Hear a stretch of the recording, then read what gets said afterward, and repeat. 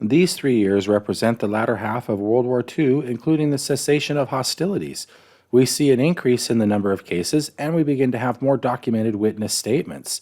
During these 3 years, there are 3 crash retrievals with biologics.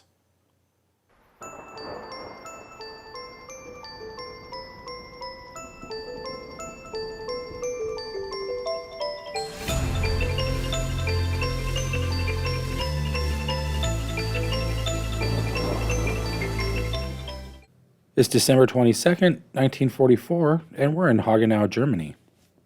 Lieutenant David McFalls of the U.S. 415th Night Fighter Squadron was over Hagenau, Germany at 6 a.m. He saw 2 huge bright orange lights climbing towards the plane. McFalls dived, banked, and turned his plane, but the UFO stuck with him for 2 minutes, then peeled off and blinked out.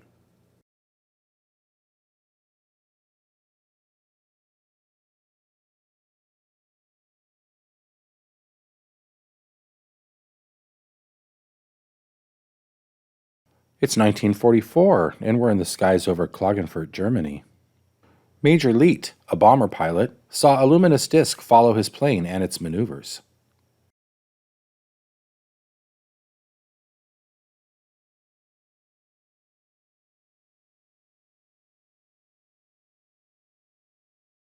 January 9th, 1945, and we're at the Hanford nuclear facility in Washington state. A pilot is sent up to check out an object hovering over the Hanford Munition Works facility. The pilot chases the object for a few minutes until it takes off at a very high rate of speed. It's reported to have looked like a ball of fire. We were called to the flight line to investigate a object that was flying over or moving around over this Hanford Ordnance Works. The object had been detected on a radar down in the neck of the Columbia River, just west of the Naval Air Station there at Pasco. When we got down there, they told us that this bogey was out there right over the Hanford Ordnance Works and directed Lieutenant Commander Brown to take off and challenge him. Ensign C.T. Neal from South Carolina and I stayed on the ground. CT went down and got in another F6F to back up Brown if he needed it. And I went up to the control tower to relay the information from the radar office to Brown. And we talked back and forth. We got Brown up there behind this object, and we asked him what he saw. He said, all I can see is a bright red or reddish orange fireball right up in front of me. There's no form, no substance to it whatsoever, just a bright light. At the time he started in after it, the radar man estimated that the speed was probably around 60 to 70 knots, okay, translated into miles per hour, that's probably 65 to 75, 76 miles an hour.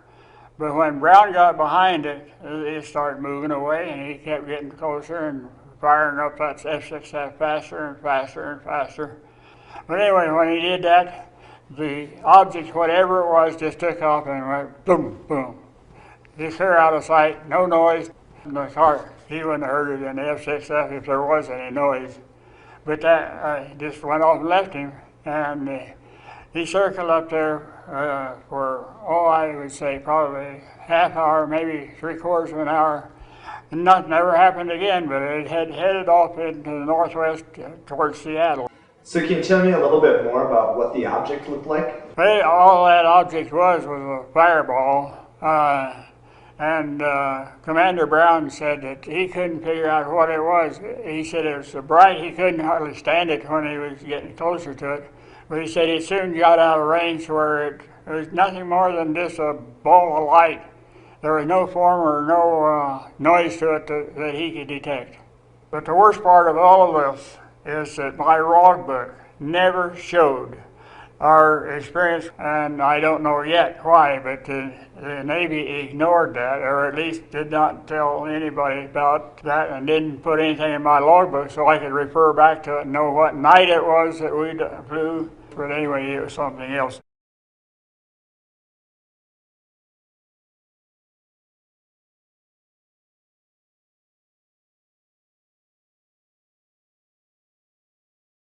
It's summer of 1945, and we're in the seas off the Aleutian Islands, specifically off the island of Adak. At sunset, a large UFO was seen by crew members of the U.S. Army transport Delaroff, which had been hauling munitions and supplies to Alaska. Robert Crawford was serving as one of the Army radio men aboard. The attack transport ship headed back to Seattle was in the open sea past Adak. Crawford was on the port side near the radio room when he heard shouts from some of the crew. He turned and saw a large, round object which had just emerged from the sea. Several crewmen saw the UFO actually appear from underwater an estimated mile or so from the Delaroff. The unknown craft, showing darkly against the setting sun, climbed almost straight up for a few moments, then arced into level flight and began to circle the ship.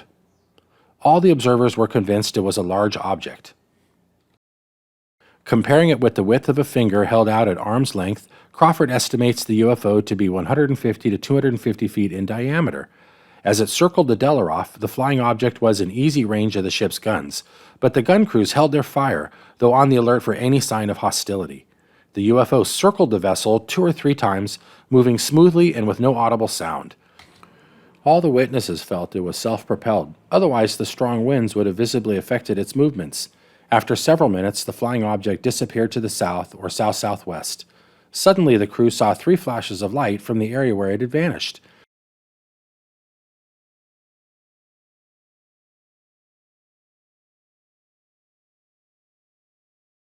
It's the week of August 18th through the 26th of 1945, and we're in San Antonio, New Mexico. Just 3 weeks after the Trinity nuclear test, a farming family living within the confines of White Sands has a close encounter of the third kind. They see a craft and its occupants. It is the afternoon of the 18th. Remy and Jose, 6 and 9 years old, were out looking for a cow that was getting ready to calf. They hear a crash, see some smoke, and ride over to take a look. Initially, they thought that another nuclear bomb test had occurred, as they were close enough to hear the Trinity test just 3 weeks before. Through binoculars, they can see a large egg-shaped craft sitting on the ground. It has a gash on the side, and they can see 3 creatures sashaying around on the inside. They look like little boys, light gray in color, no hair, 4 feet tall, long arms, longer than a monkey, with 4 fingers, no ears, no nose, tightly fitting gray uniform. Eyes were teardrop-shaped and big, narrow shoulders, mouth was a little round opening. They looked like a fire ant standing up. They looked like they were injured and could not breathe well, running back and forth holding each other. Jose thinks that the creatures are injured and wants to go help them. His brother Ramy is scared and wants to go home. After observing the creatures through binoculars for a while, they get on their horses and return home. They tell their father, who waits 2 days and goes to check it out with a local policeman.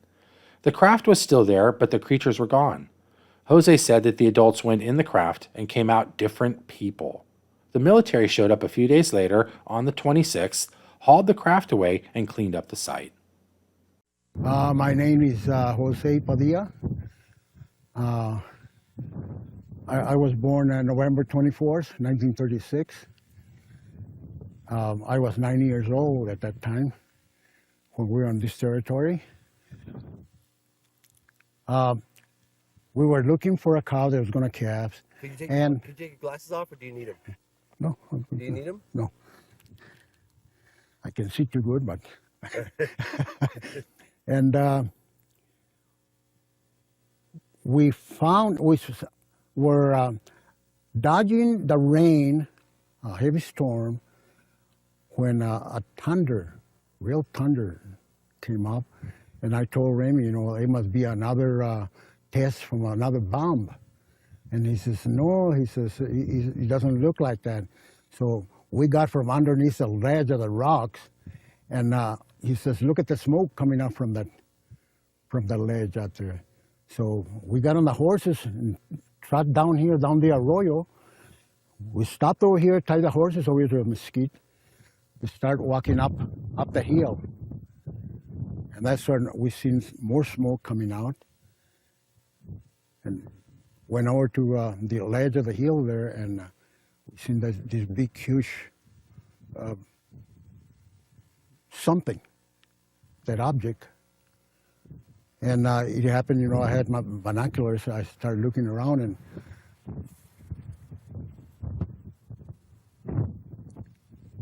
through a hole of it, I seen that these three creatures were sashaying back and forth. Describe to me what the object looked like and roughly how far away, the color, the shape, everything.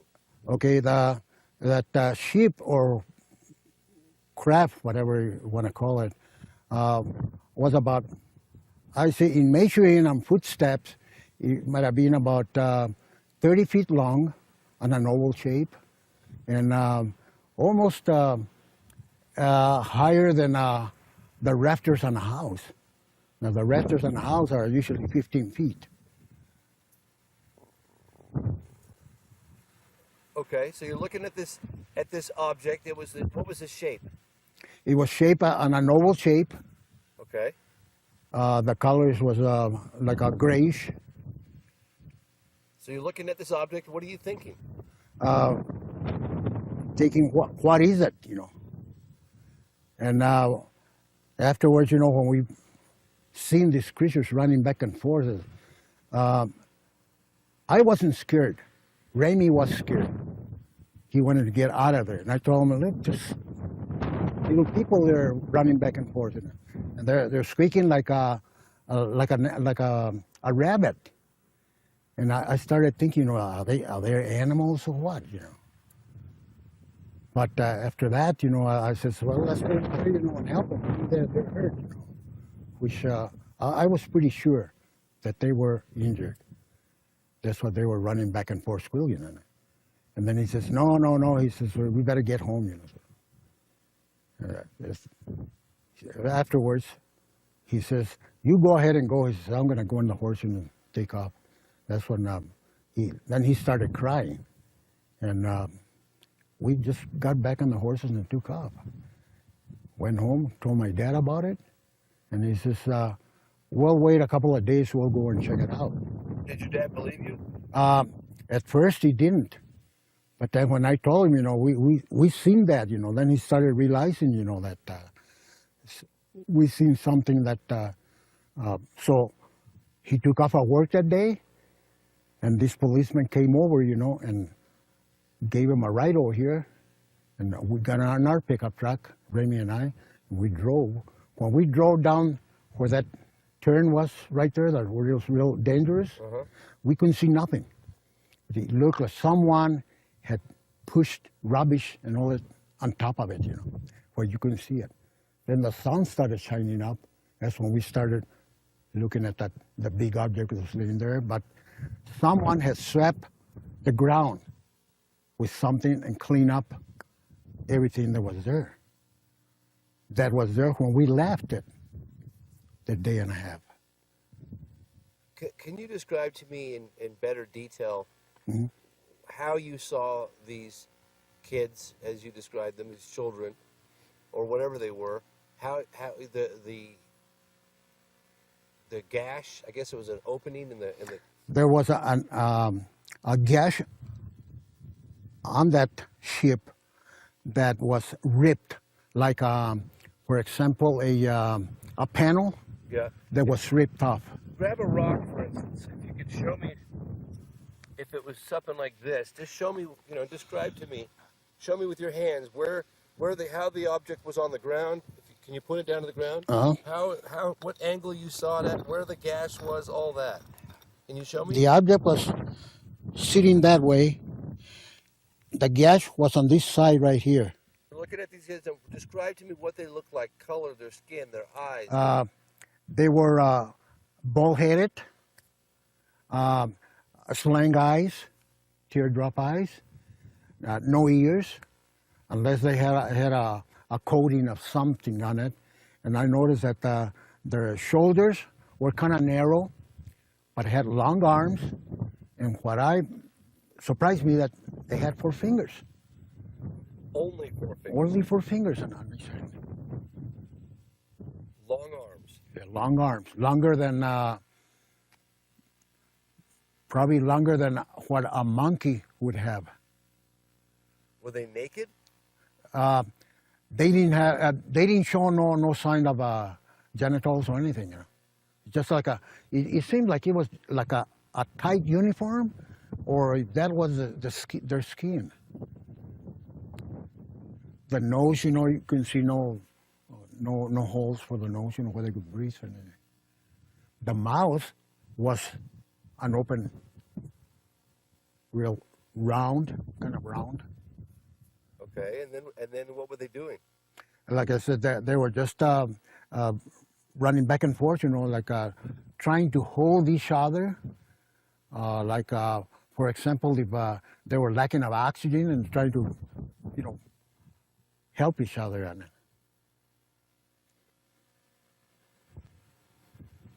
What did you think to yourself when you saw them? What were you thinking? I wasn't thinking. I was just surprised, that it's a shock. I was just surprised to see anything like that we had never seen anything in our lives, not even on pictures. Pictures never showed anything of UFOs or anything like that. And to me, when they stand up and they're going back and forth, when I look at it without looking at it through the binoculars, they remind me of a fire ant standing up. The way that their head was, and the shoulders and all that. What do you say to someone who says you're making this whole story up for attention? How do you respond to that? Well, I would ask them, if they were there, and if they weren't, I was.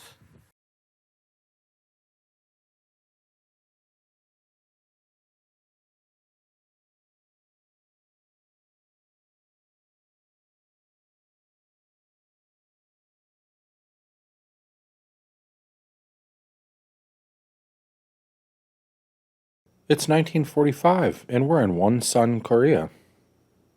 3 Japanese Zeros engaged 2 discs in a dogfight during the day. 1 Zero is shot down, and the UFOs flee into space.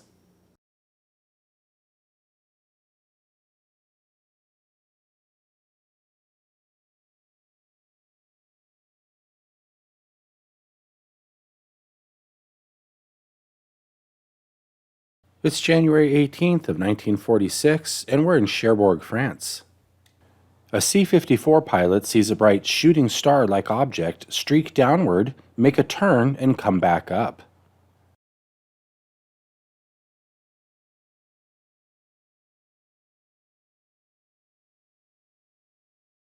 It's January 19th of 1946, and we're in the skies over Sweden. An RAF Mosquito pilot is sent to investigate an unknown object seen on radar. At 22,000 feet, the unknown object easily evaded the advanced Mosquito fighter in speed and maneuverability. The term flying saucer had not been invented yet.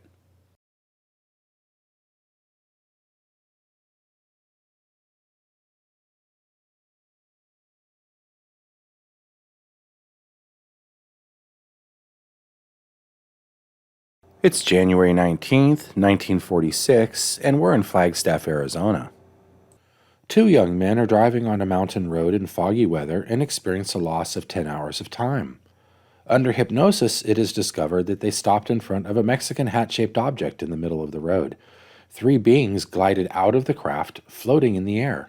They had no feet and wore glowing suits. The beings communicated telepathically with the 2 men.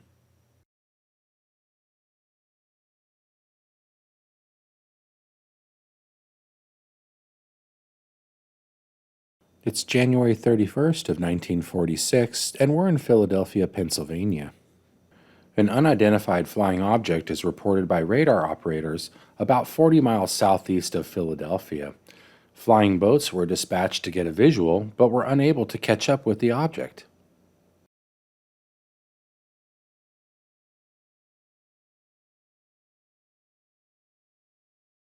It's February 26th of 1946, and we're in the skies over Sweden. The first reports of ghost rockets were made on February 26th by Finnish observers. About 2,000 sightings were logged between May and December, with peaks on August 9th to 11th. 200 sightings were verified with radar returns, and authorities recovered physical fragments which were attributed to the ghost rockets. Investigations concluded that many ghost rocket sightings were probably caused by meteors. For example, the peaks of the sightings on the 9th and 11th of August also fall within the peak of the annual Perseid meteor shower. However, most ghost rocket sightings did not occur during meteor shower activity, and furthermore displayed characteristics inconsistent with meteors, such as reported maneuverability.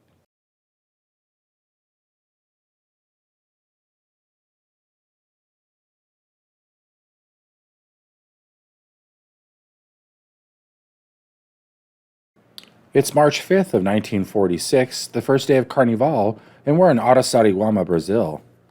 Local people have been seeing a series of white lights in the sky performing unusual maneuvers. João Prestes is returning from a day of fishing and is opening a window in his home to get in. A beam of light hits him from behind and he puts his hands up to protect his eyes. He falls to the ground for a few moments. He then gets up and runs into the center of town for help. He is frightened and is telling his story over and over again. At this point, he shows no signs of burns to either his body or clothing. While telling his story over and over, he begins to change. His skin becomes somewhat transparent, like being cooked for many hours in boiling water. His insides begin to show. Then the flesh began falling away from his body. Bit by bit, it all fell away until he was bones, tendons, and teeth, still somehow alive and trying to tell his story over and over again. His body is completely falling apart, yet he is not in pain. They scoop him up on a gurney and take him to the nearest hospital, but he dies on the way, trying again and again to tell his story right up until the very end.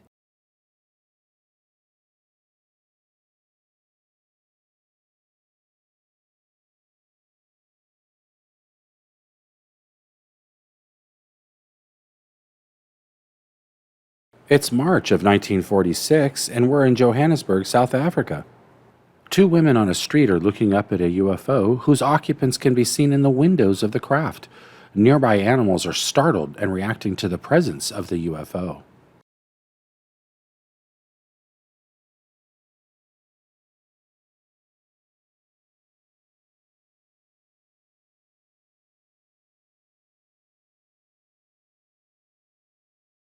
It's May 18th, 1946, and we're in Engleholm, Sweden.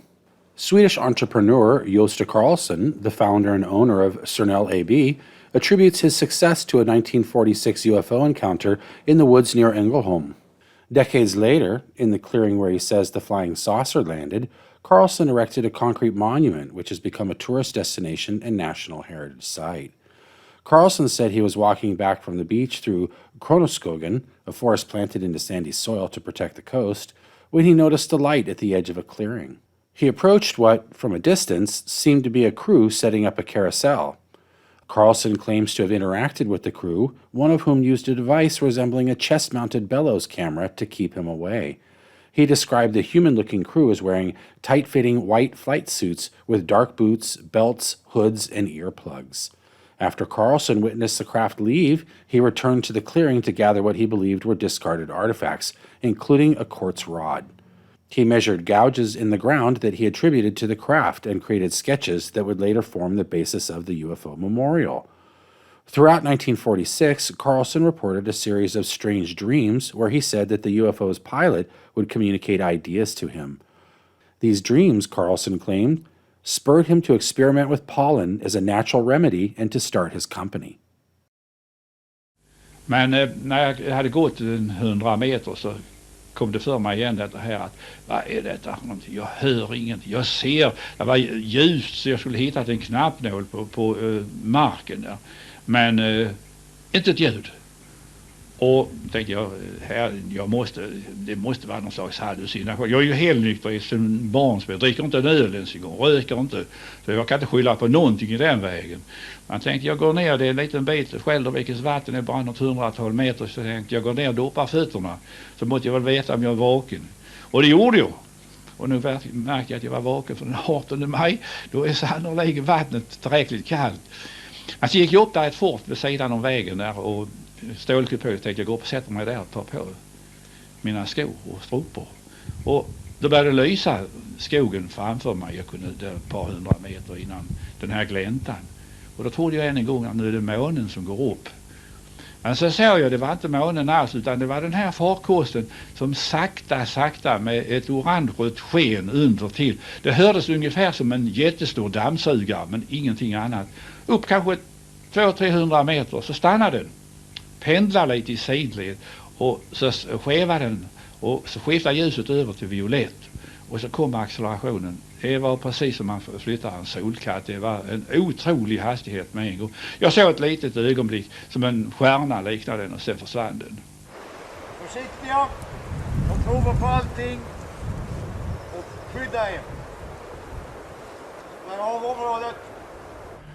Ja, så det Gösta berättar, det är ju att han fick följa med den här farkosten sen i en dröm då sen på natten. Han blev som ombordtagen skulle vi säga med dagens vokabulär.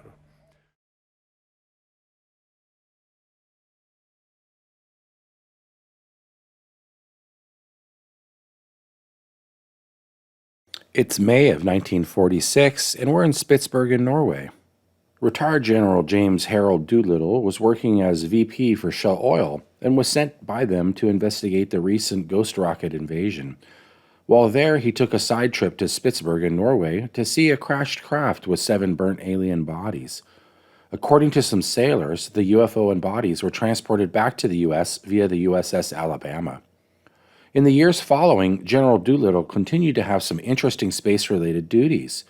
In March of 1951, General Doolittle was appointed a special assistant to the Air Force Chief of Staff, serving as a civilian in scientific matters, which led to Air Force ballistic missile and space programs.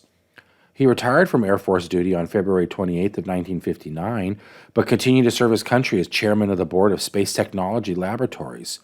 He also was the first president of the Air Force Association, in 1947 assisting its organization. On April 4th of 1985, the U.S. Congress advanced him to full general on the Air Force retired list. In a later ceremony, President Reagan and Senator Goldwater pinned on his 4-star insignia, making him the first person in Air Force Reserve history to wear 4 stars. Was any of this related to the crashed UFO and burnt alien bodies?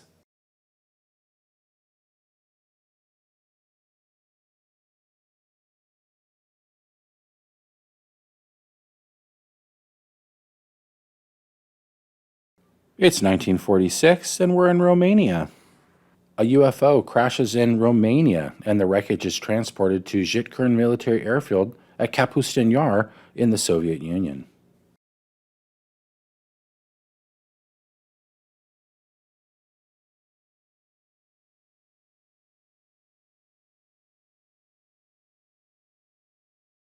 It's 1946, and we're in Tampa, Florida.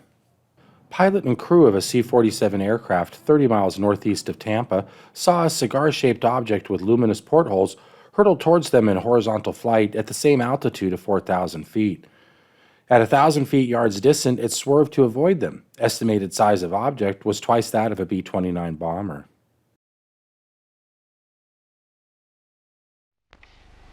I have issued a proclamation terminating the period of hostilities of World War II as of 12 o'clock noon, December 31st, 1946. Under the law, a number of war and emergency statutes cease to be effective upon the issuance of this proclamation. It is my belief that the time has come when such a declaration can properly be made, and that it is in the public interest to make it. The proclamation terminates government powers under some 20 statutes immediately upon its issuance. It terminates government powers under some 33 others at a later date, generally at the end of 6 months from the date of the proclamation. This follows as a result of provisions made by the Congress when the legislation was originally passed. With respect to the termination of the national emergency and the state of war, I shall make recommendations to the Congress in the near future.